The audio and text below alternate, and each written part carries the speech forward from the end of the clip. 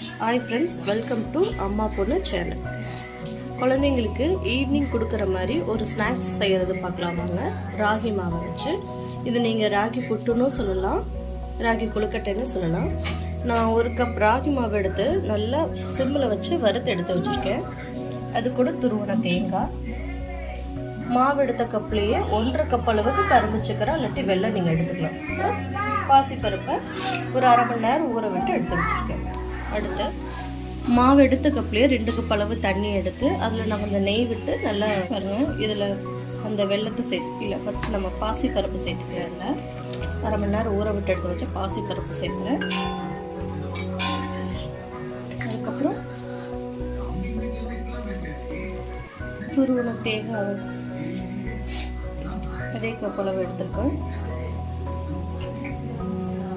அது கூட வெல்லம், சக்கரை, நான் கரும்பு சக்கரை எடுத்துருக்கேன். இதில் 1 கப் அளவு இது எல்லாத்தையும் போட்டு நல்லா ஆட் பண்ணிக்கலாம்.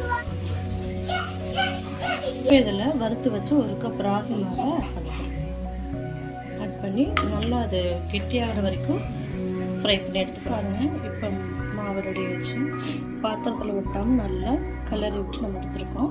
இப்போ இதை எப்படியே எடுத்து கொழுக்கட்டை மாதிரி ஷேப்பில் இட்லி தட்டில் வச்சு எடுக்கிறேன். இப்போ ராகி புட்டு ரெடி ஆகிடுச்சு. இது பிறகு நல்லா சாஃப்டாக இருக்குது.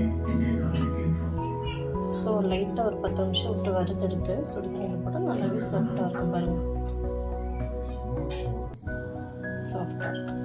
ஸோ நீங்களும் ட்ரை பண்ணி பாருங்கள். ராகி புட்டு நம்ம சேனலில் லைக் பண்ணுங்கள், ஷேர் பண்ணுங்கள், சப்ஸ்கிரைப் பண்ணுங்கள். தேங்க்யூ.